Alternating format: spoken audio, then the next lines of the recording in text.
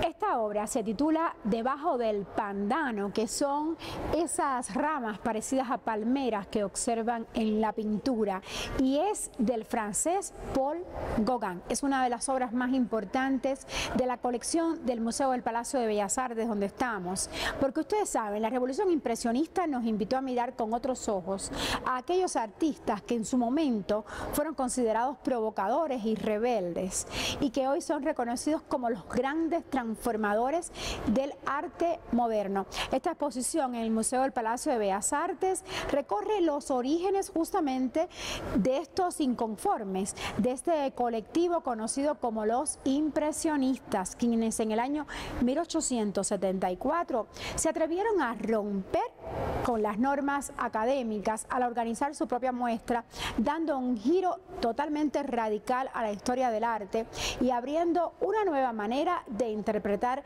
la luz, el color y también la realidad. Y bueno, y del trazo al escenario pasamos ahora a otra forma de expresión que también explora la condición humana. Vamos a hablar del teatro, una disciplina milenaria que, como hemos comentado antes, dialoga de forma profunda con nuestras emociones. Vamos a escuchar al actor y director mexicano Alejandro Guerrero, quien nos comparte su visión sobre este arte vivo. Adelante. Suele ocurrir que la ficción puede ser más real que lo que se piensa es real. El que olvida la propia voluntad y consigue nunca alcanzar sus deseos, ese es considerado por todos un sabio. Eso es lo que siempre veo. Esa es una de las lecciones que el actor, director y productor de teatro Alejandro Guerrero ahora puede transmitir tras años de carrera. Y yo empecé a ver teatro, creo que desde los 6 años, ¿no? De todo tipo de teatro, comedia musical, el teatro que se hacía en la Universidad Nacional Autónoma de México, lo que pasaba con el Instituto Nacional de Bellas Artes de entonces. De allí a la formación académica y una trayectoria que lo llevó por puestas en escena que no se quedaron en el entretenimiento, sino que llegaron a la denuncia.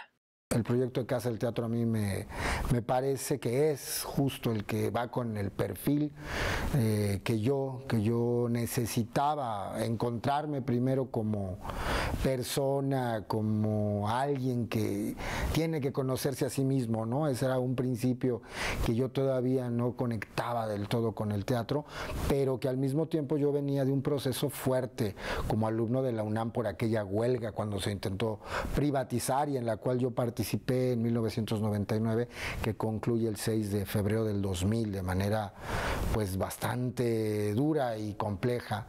Y todos esos años empezó en México pues una etapa oscura, ¿no? El neoliberalismo. Esas condiciones dieron vida a lo que posteriormente se convertiría en su proyecto de vida, Puntos Suspensivos Teatro. Lo primero que pensé es hay que hacer una compañía, generar un grupo que pudiera ser pues un elenco o un reparto que pudiera ser estable, ¿no? Sin tener becas. Yo me fui por la vía de la autogestión o de lo independiente, como se le llama. Y ahí nace en 2006, cuando en México pues veníamos de una situación política tremenda, ¿no? La primera vez que AMLO estuvo en una boleta electoral y bueno, es historia todo lo que ha pasado, ¿no? Y estaba muy complicada la situación política, había mucho encono, había mucha represión, iría más, vendría una etapa terrible en México y el teatro que hacíamos en ese momento no lo pensamos mucho, tenía que ver con la situación pues en materia de política necropolítica, diría yo, ¿no? Empezamos a abordar el tema de los feminicidios en Ciudad Juárez, por ejemplo. Imagínate, estoy hablando de finales de los 90s, nos acercamos a escritores, investigadores que habían generado, ¿no? Estas líneas, se vuelve un teatro de investigación sobre temas como ese, sobre temas históricos, la guerra sucia, el movimiento estudiantil del 68 y también aspectos que no estaban vinculados a lo político, ¿no? En medio de ese periodo neoliberal de la vida pública mexicana, es que el entorno se hizo complicado para las expresiones críticas. En donde todas esas libertades de pronto un sistema decide guardar o meter a quienes no les son cómodos o que no son normales, y de eso empezaron a tratarse las obras. Así podía tratarse de alguna figura que lleva años, ¿no? en una cárcel en el país, ¿no? Creo que es una de las reclusas con mayor antigüedad en México, Sara Aldrete. Investigamos su caso, que además ella hace teatro en reclusorio y que fue víctima de tortura y de una serie de cosas. Un caso paradigmático y terrible de la justicia en este país desde el 89, que sigue buscando justicia. Y esa temática fue el eje de su obra, que jamás hizo oídos sordos o quitó la vista de temas sensibles como las desapariciones y otros más.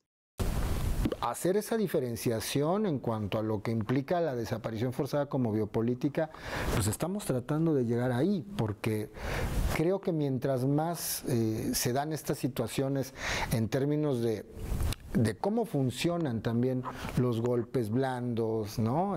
Las guerras asimétricas, se vuelve una especie de salón de espejos, ¿no? Como en las ferias, en donde eso mismo puede servir o funciona para poner y quitar o sancionar gobiernos y servir a esta escala masiva de fascismo en la que, híjole, pues está ahorita el mundo en un vilo preocupante. Y es que su teatro no puede ser ajeno a las consecuencias del inicio de la guerra contra el narco en México, ni de lo que ocurre en otras partes del mundo. Y nosotros no creíamos que las cosas se iban a poner tan feas, ¿no? Si te hablo de bueno, imagínate, 2006 que eso empezó, de los montajes que fuimos trabajando, por ahí aparece una obra que se llama Ese no es mi nombre, que esa ya llegaría por 2011, que viene de una investigación sobre el periodo de la dictadura con Jorge Videla en Argentina. Por eso para Alexandro Guerrero el montaje que él hace no puede quedarse solo en un tema de entretenimiento.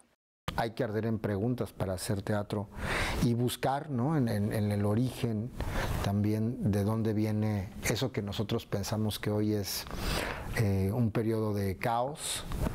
Es la réplica de qué otro periodo de caos, y un periodo de creación o de resistencia o de volverse a preguntar, aunque parece que las cosas están cambiando, que he de decir que sí, me ha tocado atestiguar y vivir con uno de los proyectos de los más sólidos y constantes de la compañía, Trilogía 68, que escribe Daniela en Campos Thomas, que se abrió a partir de la llegada de la Cuarta Transformación a México. Sí se abrieron muchos espacios. Alexandro Guerrero se ha convertido en la muestra de lo que ocurre cuando se hace teatro con conciencia social. Gran satisfacción de esta compañía es que, por ejemplo, respecto al tema de lo que ocurrió en México en 1968, que es un aspecto de la violencia de Estado de ese periodo, hay un caso específico que abordamos, que trabajamos en teatro, que expusimos durante muchos años con Trilogía 68, que termina convirtiendo en una declaratoria. Gracias a una declaratoria le dan el estatus de víctima indirecta precisamente a la dramaturga principal de nuestra compañía, Tania Campos Thomas, ¿no? Que gracias a una obra y de cómo se aborda la vida de su padre dentro del movimiento estudiantil del 68, finalmente se caen los cerrojos que había sobre ciertos archivos. Nuestra labor es mucho de revisar archivos. Cerrojos que han seguido cayendo con la llegada de gobiernos progresistas a México. En la Cámara, Juan Carlos Martínez, Daniel Rosas, Telesur, Ciudad de México.